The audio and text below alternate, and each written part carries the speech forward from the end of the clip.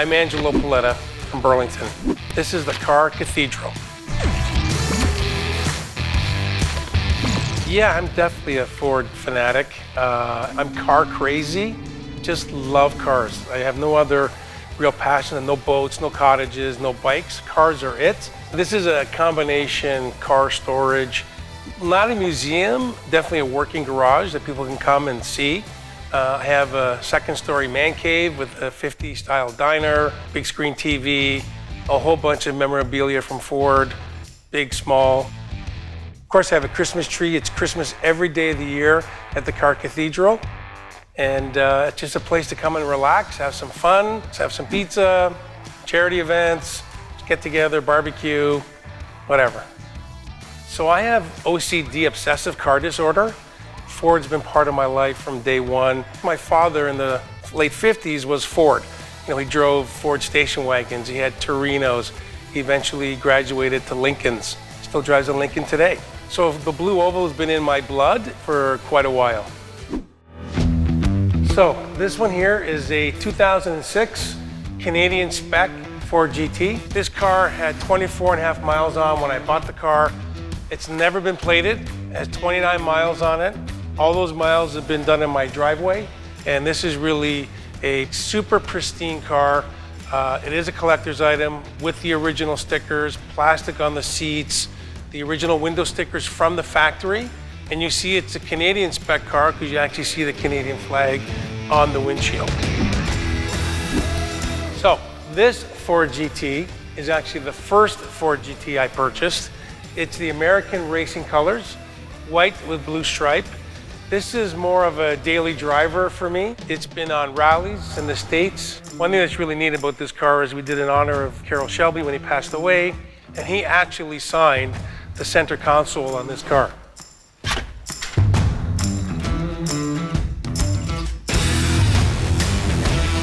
This is an exact recreation of the 1968-69 double Le Mans winner. It's a recreation of car 1075. It's the only car to win Le Mans 2 years in a row. Ford actually used this car on display when they launched a 2006 Canadian Ford GT. But what's really unique about this car, it's exactly what it was built in the 60s. So the roof comes out with the door. It has the fuel cells are actually in the door sill, and there's two, one on each side. This has the full 5-point harness. You can still see the little rings. That was ventilation. Right-hand drive, right-hand shift, and you'll see the actual inside here. You see all the switches, which Ford then reproduced in 2006 when they built the 2005-2006 Ford GT. They used a similar style switch to keep the authenticity of the car. So this has true 48 IDA Webers. Everyone knows the bundle of snakes, which was the exhaust for the cars back then, and has a 5-speed ZF transaxle. So mid-engine mounted car, transaxle behind it, the clamshell like they had in the 60s. As I said, this is about 95% accurate to the original car. So this is the car that won Le Mans from 66 to 69. Now we move to 2016, 2017, and the new Ford GT that won Le Mans 50 years later in 2016. And they created a street car at the same time they created a race car. These cars were basically designed and built simultaneously so that the street version mimics the race car. Obviously there's things in a race car you can't put in a street car, but ultimately, this is the same as the race car. It's an amazing feat of engineering. It's another piece of rolling art. So the interior of this car was also custom ordered. It's called Launch Control, and it's the orange that matches the spacesuits from the astronauts when they were going to one of their space shuttle runs. Carbon fiber interior, the paddles, all the controls are on the steering wheel, and you can drive it. It's another great piece. This is a 2009 GT500KR edition, basically a remake of the 1968 KR that Shelby came out with. one of only 22 in Canada. Neat car, lots of power, very tight, supercharged, cold air intake, carbon fiber piece here. Bunch of the Shelby caps were stock with the car over the coolant reservoirs. Handles very well, and it's a good daily driver.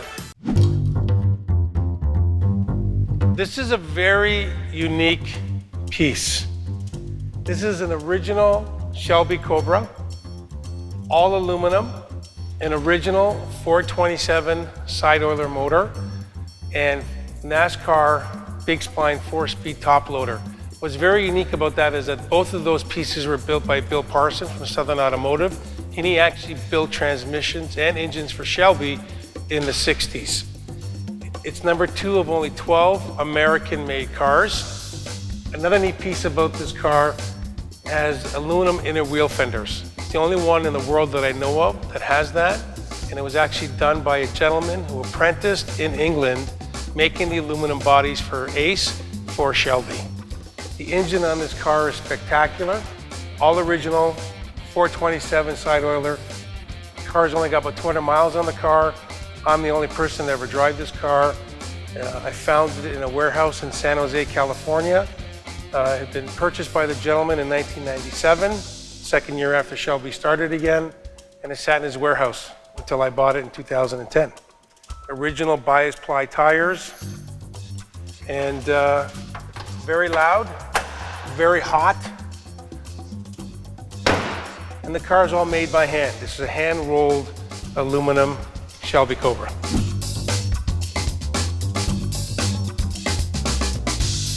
This is a 2001 Superformance 427 SC Shelby Cobra. These folks have the license to build the cars for Shelby. Got this car in 2001. This was the third car into Canada. The car actually has been signed by Carroll Shelby on the glove box. It has Willwood racing brakes, Bilstein racing shocks. It's the original layout of the 1965 car, has original Smith and Lucas gauges and an original wood steering wheel. Putting out well over 550 horse, 4-barrel carburetor, double pumper, and this car is very light, goes very, very fast. Beautiful car to drive on a nice day, and when you really want to get on it, you can get on it, and she goes. Again, another piece of nostalgia, great partnership with Ford and Shelby back in the 60s. Fantastic car. The last car in my mini Ford museum is the 2012 Boss 302 Laguna Seca model. This is one of only 30 in Canada. 2012 was the only year that this car was available in Canada, and the only year that they had the two-tone paint where the spoiler and the roof and side stripes and wheels all matched. And they only built this car for 2 years, 2012 and 2013.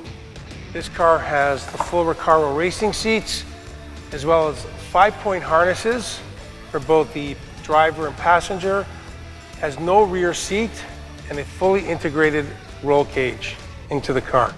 This car is also meant for the track. It is a normally aspirated car with approximately 444 horsepower. Great cars, a lot of fun. You know, it's a great hobby. I do a lot of charity work with the cars, a lot of rides, and I like opening it up to, a lot of people to see it, especially kids. I even let kids sit in the car, sometimes their parents. But, it's great to get the enthusiasm from the kids and hopefully their future Ford customers when they get old enough.